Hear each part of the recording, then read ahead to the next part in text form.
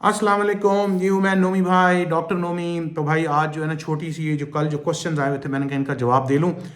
बाकी है कि बहुत सारे क्वेश्चंस ऐसे हैं कि उनका जवाब डिटेल में स्लोली देना पड़ेगा, और कई टॉपिक्स ऐसे हैं या बहुत सारे टॉपिक ऐसे हैं कि वो ना पूरी पूरी आपको डिस्कशन करनी पड़ती है, क्योंकि कोई एक रीज़न नहीं होती किसी बीमारी की, बहुत सारी होती। तो ये देखते हैं, मसना खान भाई ने लिखा है, बहुत बहुत शुक्रिया भाई आपका। जकी सदीकी साहब हैं, इन्होंने कहा जी ट्रैवलिंग की वीडियो बनाए। तो भाई ट्रैवलिंग की वीडियो जो है वो मैं तो ज़रूर बनाता रहता हूँ, इंशाल्लाह आपके साथ बहुत सारी बनी हुई भी हैं पिछले 10 साल में, वो आहिस्ता आहिस्ता शेयर करूँगा। वो पहले मैं कोशिश कर रहा था असल में कि वो टीवी के ऊपर शेयर हो जाए, डॉक्यूमेंट्रीज मैंने नेशनल ज्योग्राफी के लिए बनाई, लेकिन वो मैं इतना बिजी होता हूँ कि मुझे टाइम नहीं मिलता उन चैनलों से खपने का। हमने कहा यहीं यूट्यूब पे अल्लाह के नाम से आप लोग देख लेंगे। अच्छा, वंडर मटेरियल भाई ने क्वेश्चन किया फॉलिक एसिड के स्टमक इश्यूज। नॉर्मल नहीं करना चाहिए प्रॉब्लम, लेकिन किसी भी बंदे को कोई भी प्रॉब्लम किसी दवाई से हो सकती है। अब पैरासीटामोल खाते हैं, अरबों लोग खाते हैं, ज़रूरी नहीं कि प्रॉब्लम हो, लेकिन कुछ लोगों को उससे भी मसला होता है।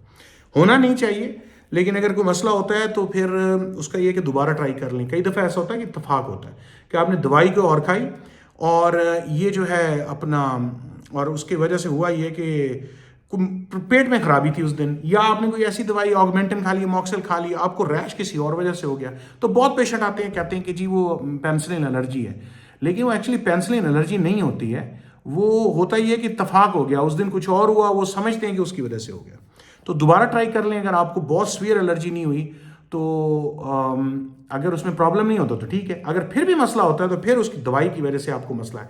कोई 5, 7, 10% इंसान होते हैं कि बाकी सब लोग उस दवाई से कोई प्रॉब्लम नहीं होता और एक से हो जाता है। ये SQMQ भाई हैं, इन्होंने लिखे जी बहुत बहुत शुक्रिया आपका जी। वहीद भाई ने यूरिक एसिड पे क्वेश्चन किया है। वहीद भाई, यूरिक एसिड पे पूरी डिटेल बात होगी। जनरल आपको बात बता देता हूँ, कोशिश हमारी है कि पूरी यूरिक एसिड 6 से नीचे रखा जाए।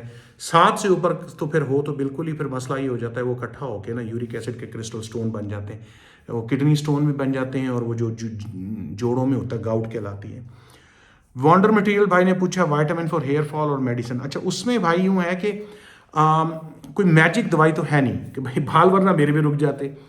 दवाइयाँ हैं, पूरी डिटेल में बात करेंगे, लेकिन मेनली कोई आप यूँ करें मल्टीविटामिन ले लें जिसमें सेलेनियम, मॉलिब्डेनम, जिंक वगैरह बेसिक सारा कुछ हो। Multivitamin A B C D सारा कुछ हो। उसमें यह कि अगर कोई छोटी मोटी कमी होगी तो वो बेहतर हो जाएगी, लेकिन नॉर्मली जो मेल्स में बाल गिरते हैं हमारे, वो गिरते हैं टेस्टोस्टेरोन की वजह से।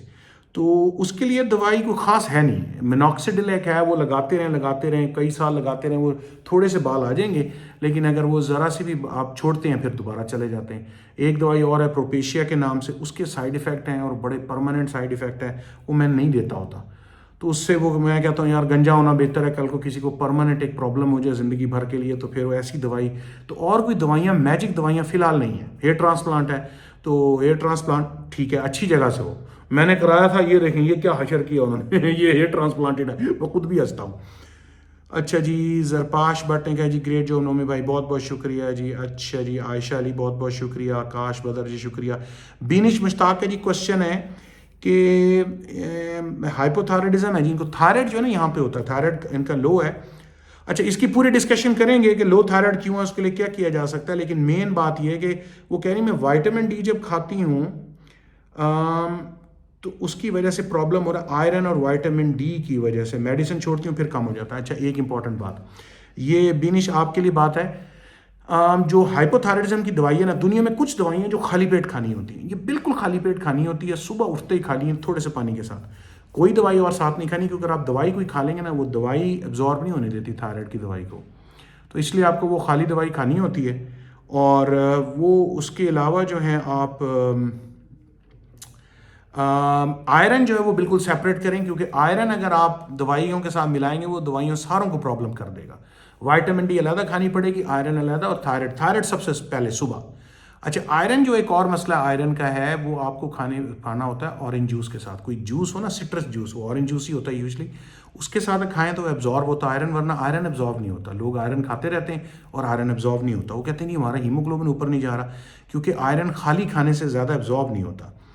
तो बाकी फिर बात करेंगे कि, लेकिन ये विटामिन डी आप सेपरेट करें, आयरन से विटामिन डी और थायराइड, ये तीनों गोलियां सेपरेट करें। थायराइड सुबह खाएं, आयरन बेशक आप शाम को खा लें, दोपहर को खा लें, विटामिन डी सेपरेट खाएं। आयरन के साथ भी दवाई मिलाएं ना, क्योंकि वो आपकी दवाई वाकई सही कह रही है एब्जॉर्ब नहीं होगी। अच्छा जी, फिर उसके बाद जी है वैली क्योर जी, बहुत बहुत शुक्रिया। स्टाइल विद लाइफ नोमी भाई, स्टमक अल्सर। भाई स्टमक अल्सर की अगेन यहाँ पे वाकई बहुत बड़ा प्रॉब्लम यहाँ भी है पाकिस्तान में, और अमेरिका में भी बहुत है। हर दूसरे आदमी को स्टमक का प्रॉब्लम है। उसमें खासतौर पे एक बैक्टीरिया एच पायलोरी, उस पर मैं डिटेल बात करूँगा वो, क्योंकि वो डिटेल है कि रिफ्लक्स जिसको कहते हैं ना, रिफ्लक्स और अल्सर तकरीबन बराबर बराबर चीज़ें चलती हैं। इनके लिए दवाई चाहिए होती है। ओमेप्राजोल खाएं फिलहाल, लेकिन ये आपको मैं टेस्टिंग पूरी डिटेल में बताऊंगा। एच पायलोरी का टेस्ट है वो कैसे करना है। मैं अब वो क्योंकि क्वेश्चंस हैं सारे, वो 1 बाय 1 में आंसर देता जाऊंगा। कि उसमें ये था कि पाकिस्तान आया हुआ तो सारों को मेल मुलाकात, दोस्तों के पास, घर वालों के पास, इसलिए बहुत ज़्यादा टाइम नहीं मिल रहा था। लेकिन ये बेसिक क्वेश्चन थे। तो फिलहाल तो स्टाइल विद लाइफ आप यूँ करें कि ओमेप्राजोल खा लें। मैं आपको डिटेल एक टॉक कर लेंगे इसके ऊपर, अल्सर के ऊपर, स्टमक अल्सर के ऊपर। और उसमें स्टमक के जो डॉक्टर होता है उनके पास फॉलोअप चाहिए। लेकिन एक बड़ी ज़रूरी बात है पाकिस्तान में, जो कि जिसकी वजह से मैंने एक्चुअली ये काम शुरू किया है। बहुत सारे अच्छे डॉक्टर्स भी हैं, बड़ी परसेंटेज है, बड़े अच्छे बड़े नाइस मेरे टीचर्स भी हैं, डॉक्टर्स भी हैं। यार कुछ लोग जो हैं वो पाकिस्तान में मेडिसिन ठीक नहीं कर रहे हैं भाई, कुछ डॉक्टर्स जो हैं। और वो मैंने लोगों के नुस्खे देखे हैं। और वो दवाई अगर आप जाते हैं ना, भी अल्सर की दवाई, तो वो एक ओमेप्राजोल के साथ जो है, मैंने ये बाकायदा यही वाला केस देखा है 2-3 जगह पे, मेरे कज़न्स के साथ हैं, दोस्तों के साथ, उनको ना 10-10 दवाइयाँ और लिखी हुई हैं। और वो बाकी हर्बल चाइनीज़ मेडिकेशन है, वो बड़ी तकलीफ़ दे बात है। उसकी वजह से मैंने कहा यार ये मैं जो सुन सकेगा उसको तो समझाओ ना, अच्छी बात, अल्लाह मियाँ भी खुश होता है आप सच्ची बात करें तो। जब हम उन अमेरिका में बैठ के हर किस्म के मज़हब के लोगों को सच्ची बात कर सकते हैं, तो हम अपने पाकिस्तानियों को कोई सच्ची बात क्यों नहीं समझा सकते भाई।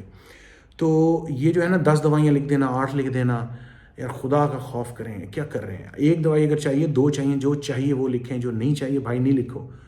और वो रोला ये हुआ है कि अनफॉर्चुनेट है पाकिस्तान में ना, कि वो दवाई की जो कंपनी है, ख़ासतौर पे ये नई मैंने कहानी देखी, हर्बल दवाइयाँ और ये जिसको कहते हैं ना बेज़रूरत दवाइयाँ, उसकी कंपनियाँ ने पैसे देती हैं अनफॉर्चुनेटली। ये उनसे उम्रे करने जाते हैं, अल्लाह माफ़ी दे, तो उम्रे कर रहे हैं, फर्नीचर ले रहे हैं, ये कर रहे हैं, वो कर रहे हैं, उनकी दवाई लिखी आते हैं। दवाइयाँ 2 की ज़रूरत थी, दवाइयाँ लिखी 10 या 8। और गोली 2 रुपए की लिखनी थी, दवाई गोली लिखी 200 रुपए वाली। तो यार ये बस क्या करें, मतलब कि कुछ परसेंटेज है, सारे तो नहीं हैं ऐसे। अच्छे डॉक्टर्स भी हैं यहाँ पे, और हैं, और मतलब होंगे, हर जगह पे होंगे आप। लेकिन आपको ये सारी चीज़ें समझाने का मतलब ये नहीं है कि आप अपनी ट्रीटमेंट खुद करें। अच्छा डॉक्टर ढूंढें जो आपके साथ फ्रॉड नहीं करे, जिसको मैं कहता हूँ तो उर्दू में हैंकी पैंकी नहीं करें। तो 2 अगर 1 गोली चाहिए तो 1 खाएं, 2 चाहिए तो 2 खाएं, 3 चाहिए तो 3, लेकिन 10 नहीं होनी चाहिए कि भाई मैं। और कुछ लोगों को 10 की भी ज़रूरत है, ठीक है, लेकिन ये कि ज़रूरत वाली दवाई खानी है। बेज़रूरत दवाई, उनकी जो सिर्फ कंपनियों की दवाई बेचने का कोई तुक नहीं है। मैं इसलिए आपको ब्रांड नेम का बता रहा हूँ, ब्रांड नेम पे बिल्कुल नहीं जाना, जेनेरिक वो जो केमिकल होता है उस पर जाना है। और बाकी ये सारे जो हेडिंग्स हैं इनकी मैं 1 बाय 1 आपको आहिस्ता आहिस्ता सेपरेट वीडियोस बना के देता जाऊंगा। आप उनको कभी ज़रूरत पड़े किसी को, आपको, आपके दोस्तों को, तो वो वीडियो उनको शेयर करके उनको बता दें कि यार सुन लो, उसमें जो हम अमेरिका का स्टैंडर्ड है, जो हम सीधी और सच्ची बात कर रहे होते हैं, वहाँ गड़बड़ नहीं कभी कोई भी नहीं कर रहे होते। 99.99% डॉक्टर कोई चवल नहीं मार रहे होते इस किस्म की। तो जो है वो आप देख लें, फिर आपको बात समझ आ जाए। जब आपको बात समझ आ गई तो फिर आपको कोई जो है अच्छे डॉक्टर की बात आपको समझ आ जाए कि यार बिल्कुल सही कह रहा है। और अगर कोई आपको गलत बात करता है, उल्टी दवाइयाँ लिखता है, ज़्यादा दवाइयाँ लिखता है, महंगी दवाइयाँ लिखता है, वो आपको वो भी समझ आ जाएगी कि यार ये बंदा ठीक नहीं है। मैं अभी लाहौर गया, मतलब तो मैं मुझे प्रिस्क्रिप्शन दिखाई लोगों ने, तो वो मैं प्रिस्क्रिप्शन देखते ही पता चल जाता है ये डॉक्टर जेन्युइन है, ये डॉक्टर गड़बड़ है, ये डॉक्टर जेन्युइन है, ये गड़बड़ है। क्योंकि अगर सीधी दवाई है तो सीधी है, गड़बड़ है तो गड़बड़ है।